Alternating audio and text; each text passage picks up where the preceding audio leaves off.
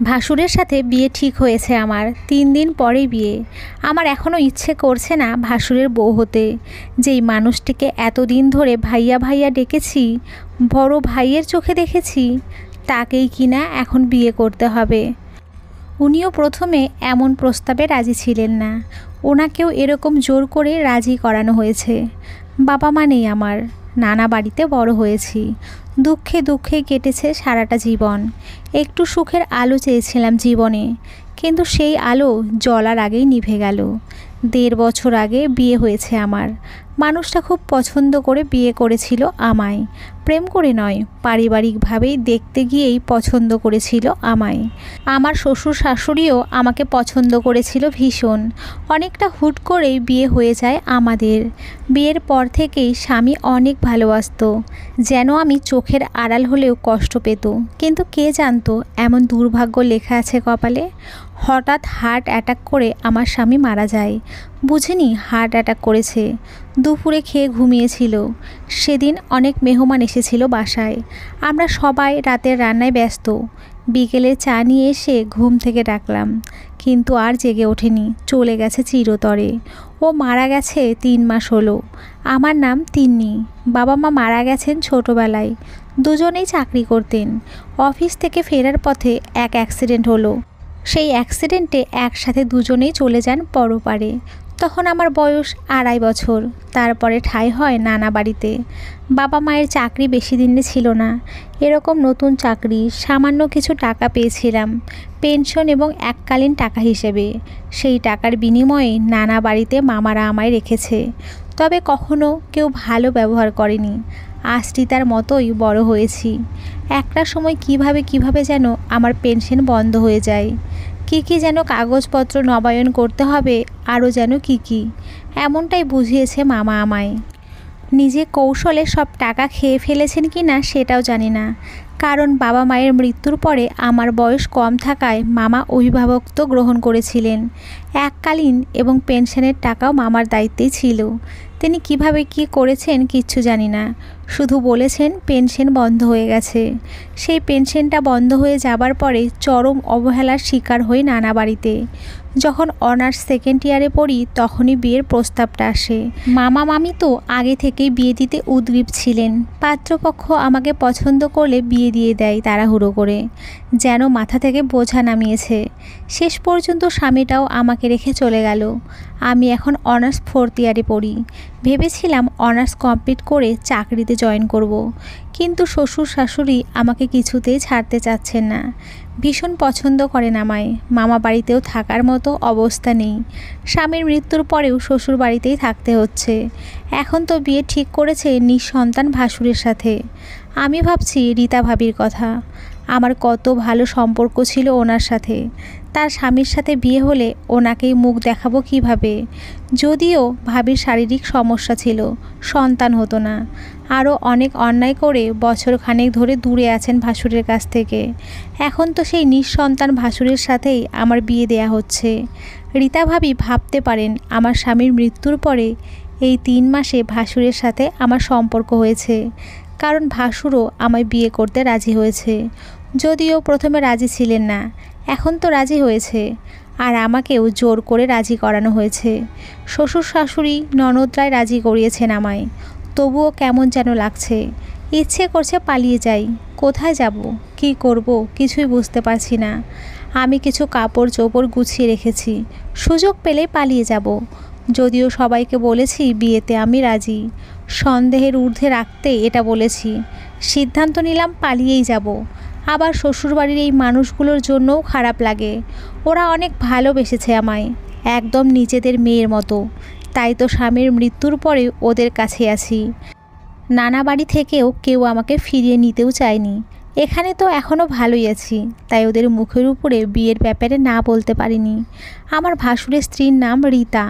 আমার সাথে বেশ ভালো সম্পর্ক ছিল রীতা ভাবির। আমার স্বামীর মৃত্যুর পরেও ফোনালাপ হয়েছে ভাবির সাথে। আমার বিয়ের পরে 6 মাসের মতো আমরা একসাথে শ্বশুরবাড়িতে কাটিয়েছিলাম। উনি আপন বোনের মতোই আমায় ভালোবাসতেন, কিন্তু ওনার মনের কথা কখনোই বুঝতাম না। আমার বিয়ের মাস 6 পরেই রীতা ভাবি পালিয়ে যান তার পরকীয়া প্রেমিকের সাথে। আমার ভাসুরের সাথে 7 বছরের সংসার ছিল, বিয়েও করেছিলেন প্রেম করে, কিন্তু রীতা ভাবি বন্ধা ছিলেন। এই ব্যাপারটা নিয়েও মনস্তাত্ত্বিক সমস্যা ছিল, মনে হচ্ছে সমস্যা থেকে জড়িয়ে পড়েছিলেন পরকীয়ায়। কেউ কিছু বুঝে ওঠার আগেই পালিয়ে গিয়েছেন কলেজ লাইফের সেই প্রেমিকের সাথে, সেখানে বিয়েও করেছেন। আমার ভাসুরকে ডিভোর্স না দিয়েই বিয়ে করেছেন। 1 বছর হলো রীতা ভাবি চলে গেছে সংসার ছেড়ে।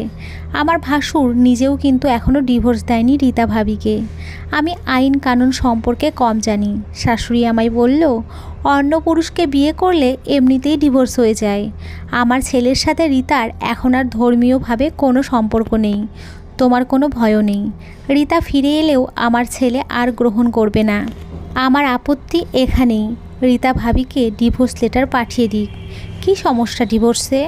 আমার ভাসুর যদিও আর কখনো কথা বলেনি রীতা ভাবির সাথে, তবুও মনে হয় ভাবি ফিরে আসতে পারেন।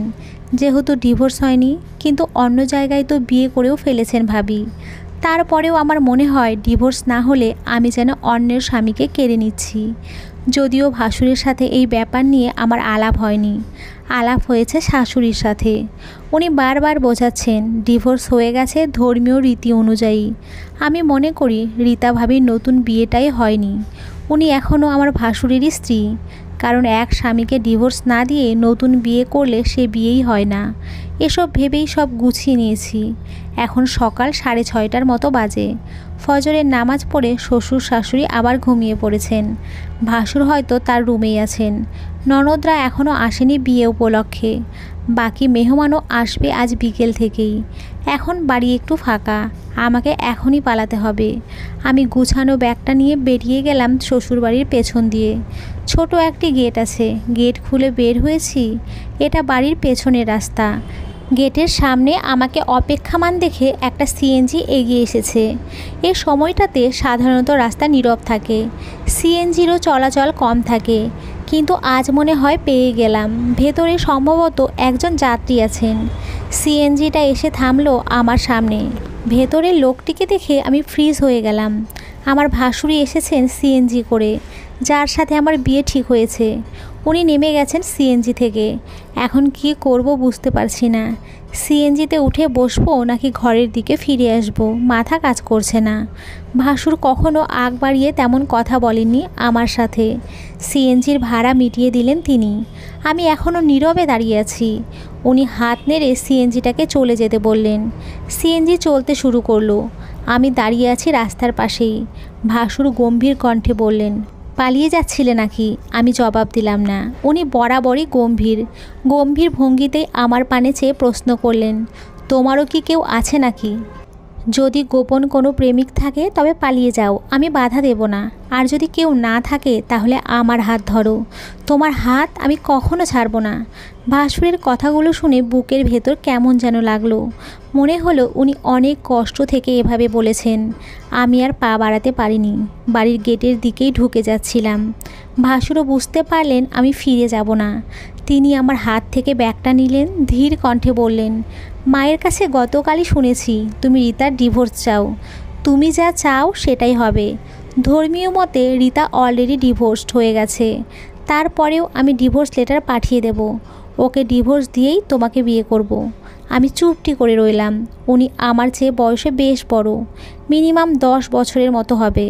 তারপরেও কেন যেন বিশ্বাস এলো ওনার ওপরে, যে বিশ্বাসটা এতদিন শাশুড়ির কথাই খুঁজে পাইনি।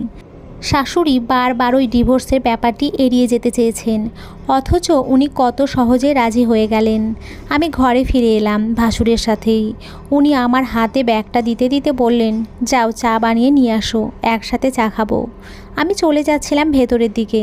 তিনি পেছন থেকে ডেকে বললেন, স্বর্ণকারের বাড়িতে গিয়েছিলাম এই 7 সকালে। তোমার জন্য চুড়ি বানাতে দিয়েছিলাম তো, ওইটাই নিয়ে এসেছি। স্বর্ণকার লোকটা গত রাতে ফোন দিয়ে বলল বেড়াতে যাবে, আসবে 1 সপ্তাহ পরে। উনি চলে গেলে বিয়েতে যদি তোমায় চুড়ি দিতে না পারতাম, তাই সকাল সকাল গিয়ে নিয়ে এলাম। আমি অবাক হলাম ভাসুরের কথা শুনে। কোথায় যেন সুখ সুখ অনুভূত হলো। স্বামীর মৃত্যুর পরে এই প্রথম কারো কথা অনেক বেশি ভালো লাগলো। আমি মনটাকে স্থির করলাম, আর কোনো লুকোচুরি নয়, ভাসুরকেই গ্রহণ করব স্বামী হিসেবে। তিনিই হয়তো হবেন আমার বাকি জীবনের অজানা সুখ পাখি। তো বন্ধুরা, তোমরা সকলে খুব ভালো থেকো, সুস্থ থেকো। সকলকে অসংখ্য ধন্যবাদ। নমস্কার বন্ধুরা, তোমরা খুব ভালো থেকো।